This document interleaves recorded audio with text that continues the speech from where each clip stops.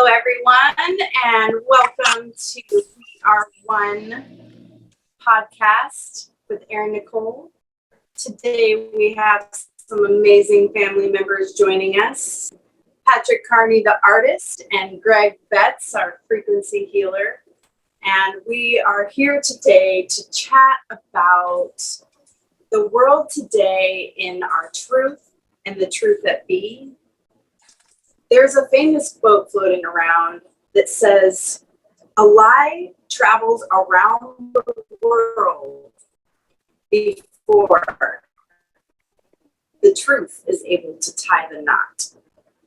So today we are going to chat about those solutions and truths floating around and showing how we see the world changing so much today. And we see how many people are expressing what they are feeling in this movement and how that expression may come off as truth and it may come off from our fear-based reality and being able to decipher where that love is within inside of us. So how are we feeling about this, family? And how is that coming forth for you?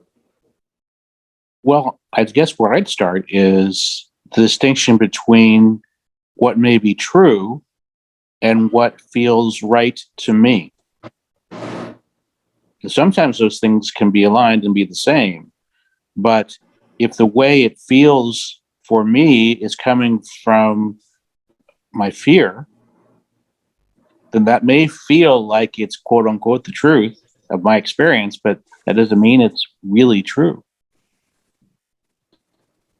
You know, what comes across for me currently is along the lines of what Greg was just talking about. Too many Americans, I believe, and this is probably true around the world, however, I'll concentrate on America currently because that's where we live, are dismissing threats that could prove cataclysmic, and it's from weather to education to all the things that we really care about. I mean, I read a poll that said that a huge amount of Americans, I don't remember the number, the percentage, believe that we have this great, phenomenal education system, when in fact, when you look at the studies, we rank in the bottom 30 of the industrialized countries. And we as a country, starting with just everyday Americans, right up to the politicians, are ignoring the threat. Because in reality, that affects our economics hugely. And what we in the higher tech industry, what we notice is that the employees, the people that are hired, are from outside of America for the most part. I love that, because noticing that it's not just what we are learning in education that is the education, but the value behind how is the human showing up in the world. How are people expressing themselves and noticing the fear, the anxiety, the stress is showing up consistently through our humanity. And not just in America, but it is showing up all around the world.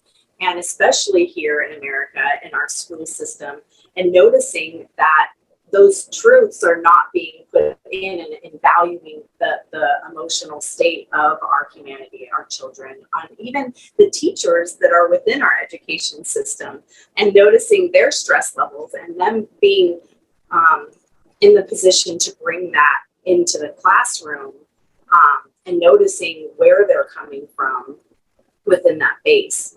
And the culture hasn't been surrounded around noticing how we're feeling. And it's just that quick to respond to what our emotional state is. And as Greg was saying, that may feel very true in that moment, that it shows up as, this is what I'm feeling. And I really relate to that in my journey of awakening to seeing a lot of these things, and being like, this, and needing to share that and understanding that for me, it felt true. And noticing along that journey that being able to step back and take that breath, and finding the love before expressing, there's so much more value behind the ability to sit back and take that breath to notice. It's very interesting to see how our society education is not necessarily taking that time to notice what is really happening. Well, the political climate today doesn't allow us actually to take that breath. When you look at the history of education in America, and you go back to just the 30s, there was 119,000 plus school districts in America. And as of somewhere around 2010, 2012 or something, somewhere in that neighbor, there's only 13,000. Where'd the other 112,000 go? And why? And, what's happening, when we look at, to me, that correlates to what's happening in education. And you and I and Greg know, because of who we are and where we come from, how important the arts are to the math and sciences, and they're cutting all of that out. And it's so important, me as an artist, knowing that many of the core skills in art, math, and sciences are closely related. All three disciplines require spatial reasoning skills and the ability to recognize patterns. And, math and artists are mathematicians use geometry. So why cut it out? And there's other reasons. I believe it's they, for whatever reason, have no desire for us to be thinkers. Yes, there's a conflict in that what we really need to elevate our society is to elevate the members of our society. And the way we're structured now, we need a lot of people just going along. And so what drives the climate is what can drive large amounts of people to get upset. And that rules the day in terms of people's attention. And I think the challenge is appealing to that higher place inside of all of us that feels, music isn't just about, gosh, that sounds good in my ears. It helps us access our humanity. And the same with visual art or performance art. It's not just, wow, that was cool. It touches us, which is why it's art. And it's frustrating to me because basically the irony is the leaders that are saying what's missing is more time for the 3 R's aren't accessing the part of themselves that knows the bigger missing.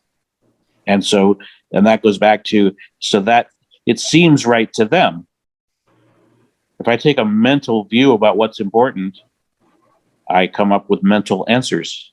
And when I take a whole human view about what matters, then I can find that answer. And at least for me, they're not remotely the same often. Yeah, if we think about it, in the human mind, art, music, and science may seem like polar opposites. One involves the creative flow, I guess you'd say, of ideas, and the other is cold, hard data. And we need both to create the music. We need both to create the art. We need both to create the dancers. And, one of my favorite quotes I heard in fourth grade was Albert Einstein saying, "The finest scientists in the world are actually artists." And I loved that. I thought, wow, how outrageously brilliant is that? I remember, yeah, and I remember taking science and feeling as though there was creativity within it. I feel like, when we take out arts, creativity, music from the knowledge of history and science and chemistry and all of these things, it's taking away our mind's ability to expand and create new, which is technically what this world really needs right now, is new ideas, new solutions, new creations that might seem weird, might seem different. However, the world is in a stagnant place that is circulating in a way that is creating that stress and anxiety.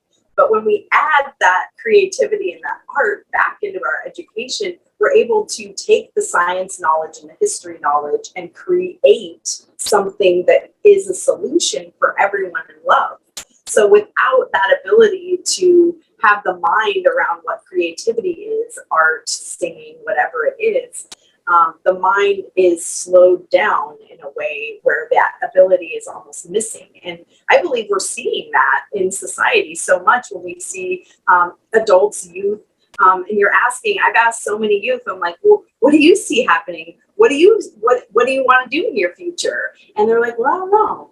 I'm not sure. And there's just a lot of unknown happening as opposed to that expansive creative mind that's able to think outside of the box. And so it's getting into that bird's eye view, if you will, or not bird's eye, but channel view of just seeing in this small space as opposed to opening it up and expanding. And I believe that's what art and creativity brings to education and the human mind. Yeah. If we get down to the cold hard facts, since the 70s, I believe, the early 70s, not too long after I got out of school, the United States made a decision politically not to invest as much in human capital as the rest of the developed countries. And so when my youngest son works in education in Taiwan, and when I compare what they are doing to what we're doing here and the goals that country has and the goals that families have around education, I'm shocked in the difference. And, it's really that the United States education system has remained stagnant. And I do not whatsoever blame the teachers at all. The teachers are stymied by the system. They're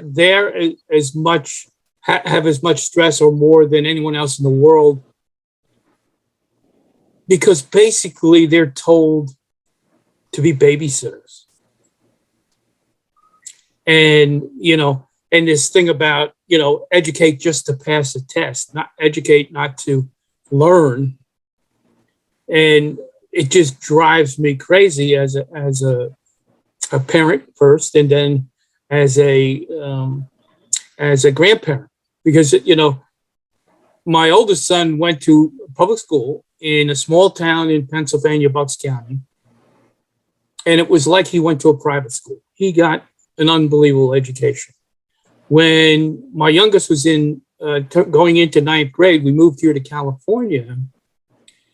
And when he went through ninth and 10th grade, it was basically him repeating seventh and eighth. I was shocked. I was shocked at the books. And then, by the time he got to university, he was not ready for university. And he called me up the first week and he said, Dad, you cannot believe what they'd like me to do in 1 week. We used to do it 6 months in high school. And so it drives me crazy. It's super interesting. I remember a time where we were working with a bunch of youth, and we asked 3 13-year-old boys to come in, and if we could ask them some questions. And the first question was, do you like your school? And they said yes. Okay, do you feel like your school is getting you ready for college and what's next? Yes, I do. Okay, do you feel as though school is getting you ready for life? And they said no. And we said, oh, what does that mean to you? And each one of them had a different thing. And one of them said, well, I really want to learn how to keep my house clean because I don't want to be a crappy roommate. Another one said, I would like to know how to do grocery shopping and learn how to feed myself so that I can make sure that I'm taking care of myself. And the other one said he wanted to learn how to pump his gas so that he knew how to do that on his own. And these are just very simple things that these kids felt as though they had no idea how to take care of themselves once they're off away from their family. And so, yes, there may be some readiness for school. There's still going to be that overwhelm and that ability to not create because they're missing that. And they're also missing those just simple, core self-love knowledge about how to take care of themselves and how to be an upstanding human being. And there's fear there. And that fear to move forward and create is shutting them down when they move to go to college and they move to see what's next. And they're going, I'm actually not ready for college now that I see it. I may be ready for the lessons and the classes that are coming, but I'm not ready for self-love. And that's a huge thing to hear from, especially 13-year-old little boys that are really growing up to be the men and the voices for what's next. And they're really looking to be upstanding and to be strong and to hold that voice. And they're not feeling like they're getting that support in their education system and in life in general. And so it's just very interesting to see what is moving forward in our adults and what has happened through that time. Because these are the kids now, right? But I mean, I can remember when they took out the creativity, when there was no longer home ec, when I was not allowed to write the creative stories anymore. And I was like, well, when can I write that creative story? I was really excited about creative writing. They're like, oh, well, maybe you'll get to do it next year. And I asked next year, are we going to do creative writing this year?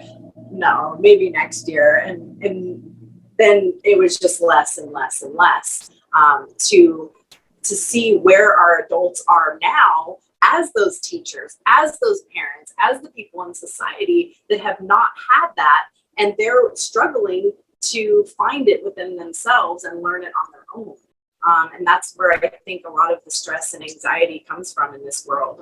And that's truly the issue that is happening right now. It's that the self-love and the ability to stand in our wholeness is missing.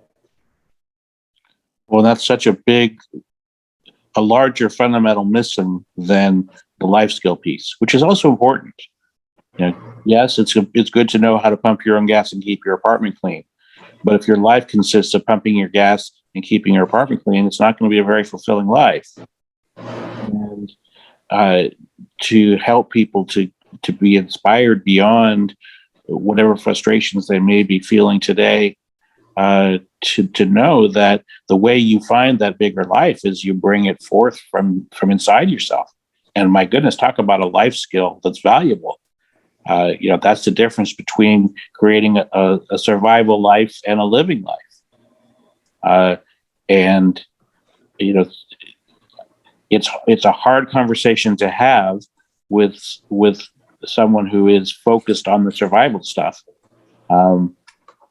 But my goodness, if to be content, even if your life is filled with mundane tasks, the capacity to create a fulfilling life in that.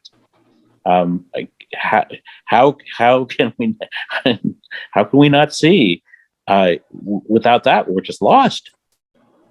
Well, that's the root chakra, right? That's our ability to stand and how we know how to stand up in the world. And some of those, just being able to clean your house and pump your gas is that root chakra. It's the ability to feel stable, strong, secure in your life. And when you feel stable and strong and the ability to do those things, then you're able to move into that second chakra, which is your creativity, your movement, your relationships, your sexuality, and who you stand up to be, moving into the third chakra, which is your power center, and how you're able to show your power. And so those basic skills from our root chakra to our sacral chakra are really missing. We're skipping into I'm in power, I'm in ego, I am da da da da, and we're missing that ability to stand strong with who we are. Because when we have those abilities to take care of ourselves, then we have the strength to create and be flowing in the world. And so I feel like, it's very important for us to show where we're missing that. And that just being able to voice things and to stand in the power and show assertiveness is all good stuff. However, when it's missing that structure underneath those roots, that the earth is showing us through so many ways, and the trees at be.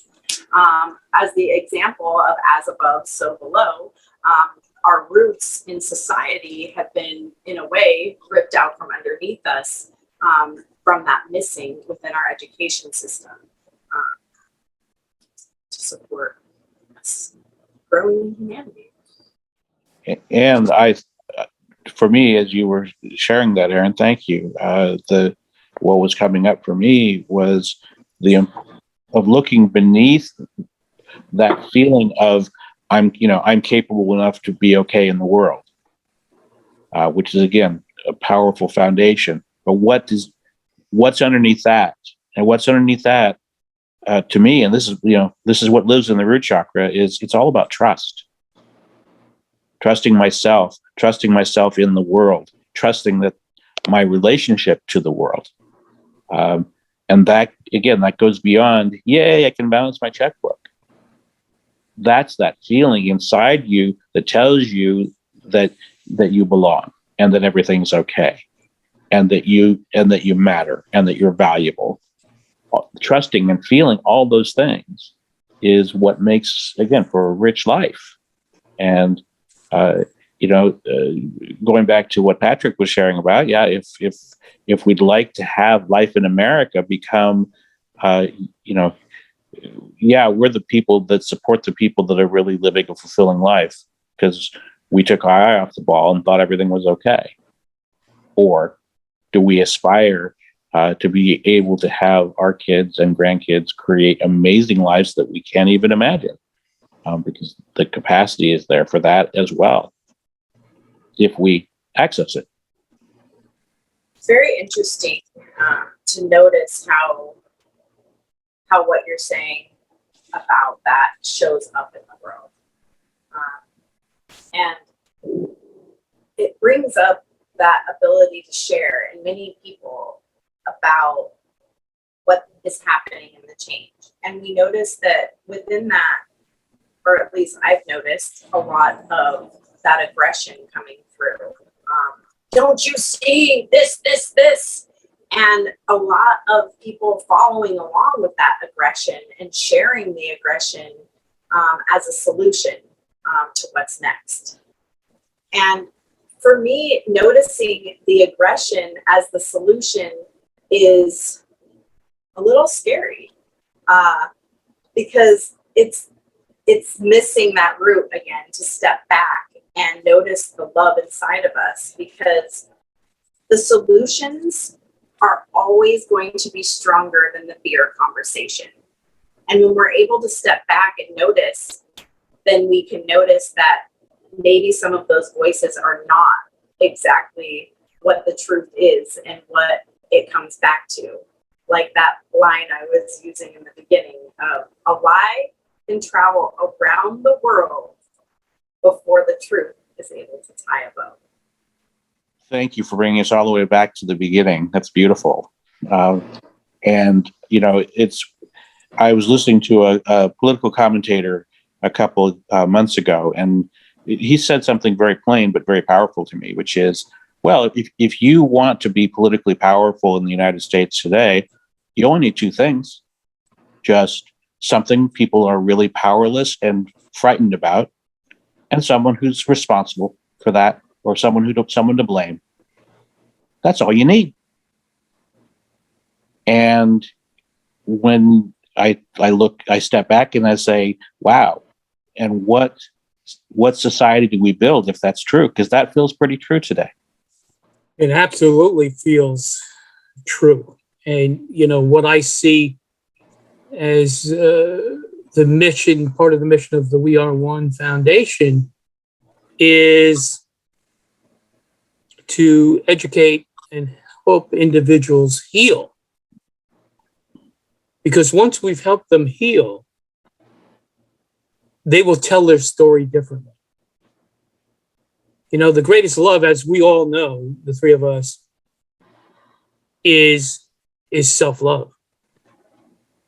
And we must help individuals to take a moment and celebrate their lives, you know, and find something through all of this chaos that they should be proud of. You know, if they raised outrageously great children, let's celebrate them. Be proud of it.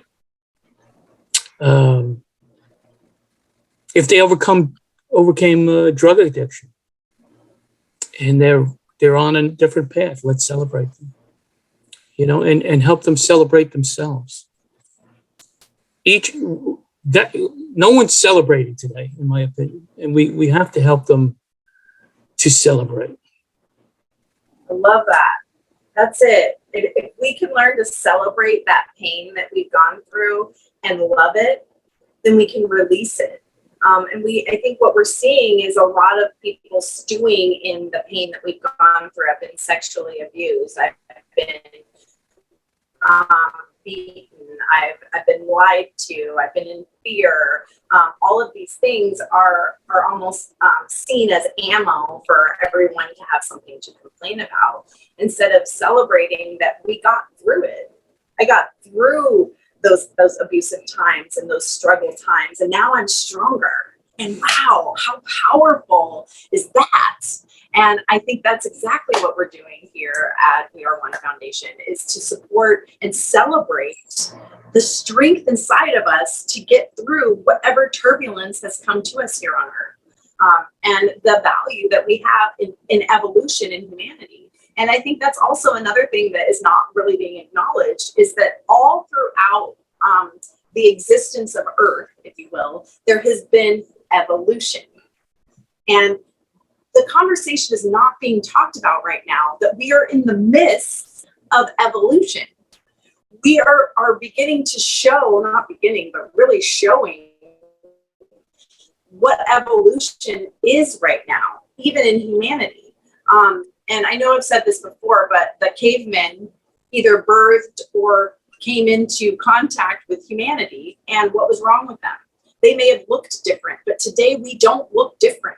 We all look the same. However, we are an evolution of something new. The 5 senses are now 10 senses, and those extra senses are not being acknowledged, noticed, or strengthened in today's society. And our ability here is to show those new senses and give strength behind them and allow us to stand up and say, hey, I'm great. I came down here on Earth and I powered through all of this turbulence, and I'm strong because of it. And that's our ability here, to come together to speak the love in our hearts. And that's our ability to show up in the world. Yeah, you know, there's no shame in celebrating. There's no shame in being good to people, being soft, being a warm, loving person. You know, You can be all of that and still not take any crap from anyone. You know, we can stand in who we are, even though we're celebrating the world, we're celebrating individuals, we're celebrating accomplishments, and we're being good to people. 100%. 100%. I mean, the ability to stand in our truth, no matter what is happening. I mean, no matter if someone's coming at us and not really believing what we're saying, well, that's okay. That's a beautiful thing to not, to stand in that. Oh, I'm sorry, you guys. Making my eye water. I talked to a friend a couple weeks ago about relationships, and how everyone wants an open, loving, trusting relationship. And his comment really struck me, and he said, "Well, you know who is able to really create those powerfully? People with really clear boundaries." And the irony of, the way to experience more openness and more fluidness and more loving connection is having strong boundaries. Because then I can, if I know when I'm being touched, when my heart's being touched, and I know when I'm being perpetrated, well, then I can be really open, because I know if there's a perpetration, I'll catch it. I'm okay. And so, oh my goodness, the power of that self-knowledge and the clarity of, I know who I am, and I know what touches me, and I know what triggers me, and I'm at ease with that in the world. Yeah, emotional maturity comes from that clear definition that you were just saying. Definitely. And before my eye was struck, which is very interesting because that is our solar plexus chakra standing in our power. And that's exactly what I was about to speak about. And I recently had an experience in a room with influencers where we have the ability to come together and support each other and share with one another. And what I noticed is there was a number of those influencers that were unable to look me in the eye, to say hello, and to create community. And that in the past would have made me feel lesser, would have made me feel like something was wrong with me and that it was about me. And what I noticed this time is that I knew it had nothing to do with me. I knew that I was standing in my truth. I knew that I was in my power, and I was sending them love for where they're at in their own ability to not stand in their truth, in their power, and allow that to be strong for them. I saw where they were missing that heart and that love for themselves and the ability to speak the real truth, which they were hiding from within inside of them. And so what I can do is send love to that time and to those people in that moment, and allow them to be on their journey in that growth, and not allow it to take away from who I be and who I stand in. And I think that's our ability to show that example here at We Are One, and to be able to give the tools and the solutions to be that, even if they're an influencer or if they're just a teacher or a student growing in the world. If we are all able to come back to that point of love and acceptance, no matter where we're at or who we're speaking to, then that's the difference. That's the solution the world is looking for. The earth, the Mother Gaia, and our universe is calling us to stand in love and unity together and allow us to be okay in that. And if we can stand here and be that example, then I believe that's the solution-oriented conversation about how the world can see change in humanity, and that it's not in demise, and that we're not going down, we're not going backwards. And I feel like that's a lot of the conversation right now, is that so many people are feeling like we are going backwards, and that there is a lot of negative happening, and that we're not actually moving forward. And I have to say, I don't believe that. I believe that there is the ability to see a change here on Earth with humanity coming together in this conversation to recognize that. Yes, and I'll tell you, there's nothing that brings clarity about that to the front than, for me, asking,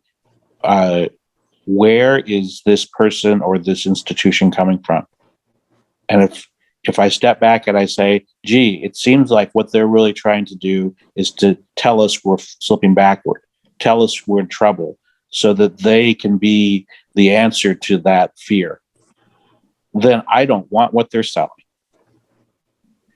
Contrarily, when I can feel that where someone or some group is coming from is to uplift and to find the best in all of us, give me some more of that. And if we all can do that, it just we can undress the posers. They will be revealed if you just step back and again you just look and say, is this person is talking about my life, but it seems like there's an agenda there. It seems like they're trying to make me feel a certain way so that I act a certain way. No, thank you. It's very interesting. I wish I knew who taught me this, because I would love to give them credit.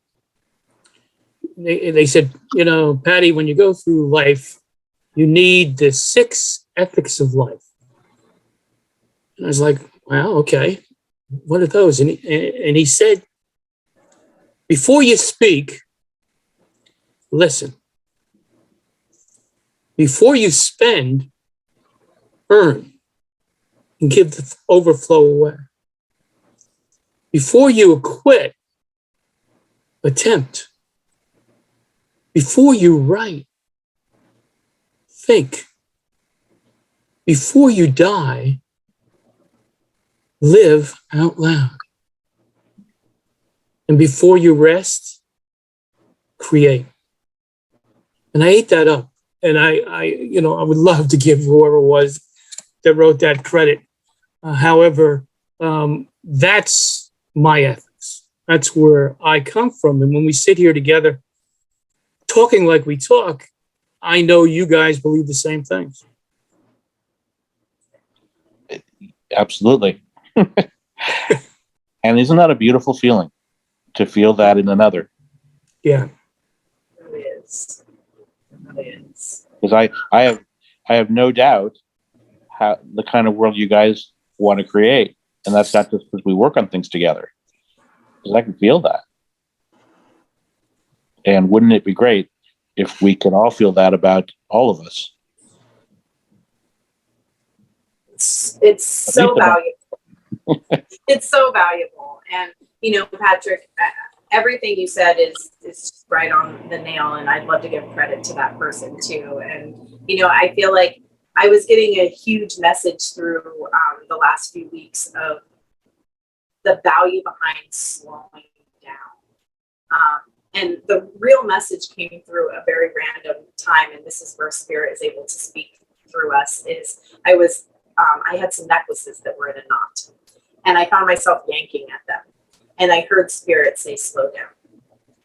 And the more I slowed down, that the ability to see each chain wrapped around each other, and that maybe there was a hook here that I was able to slowly move out and let it fall apart. But when I noticed myself pulling and yanking, nothing was moving. The chains were almost getting worse. And so I feel like that's a beautiful metaphor for our ability in society, humanity, in the world to just take that moment to stand back, listen, think before you write. Those things are our ability in our channel to speak our real truth. And the world is really being an example of, we need it now. We need to speak. Tell me, what's your response? I need to know. We only have a minute. And that is not our ability to stand in our power. Humanity is energy. We are here to slow down with the ability of Earth and our channel together. We are one. We are one. And I am just so grateful to be in this family of light here on Earth at this time, and to share this space with the two of you. I couldn't be more grateful to feel you in my heart and to have these valuable conversations for the change in the world. So I really appreciate us being here and supporting this conversation. We've been here for a minute. Is there anything that we'd like to say before taking us in? Well, just to echo the gratitude for the connection here today, and gratitude for those that are tuning in, and welcome to the conversation. Yes, and I thank you both for being such wonderful encouragers, because the world has too many critics already. So thank you. I think my heart just expanded. Well, thank you all for joining here, our We Are One podcast, and the fun and evolution of love in our hearts. I hope you guys see some love. Let us know how you feel. We're excited to see how this all unfolds in love. That's the truth. Absolutely.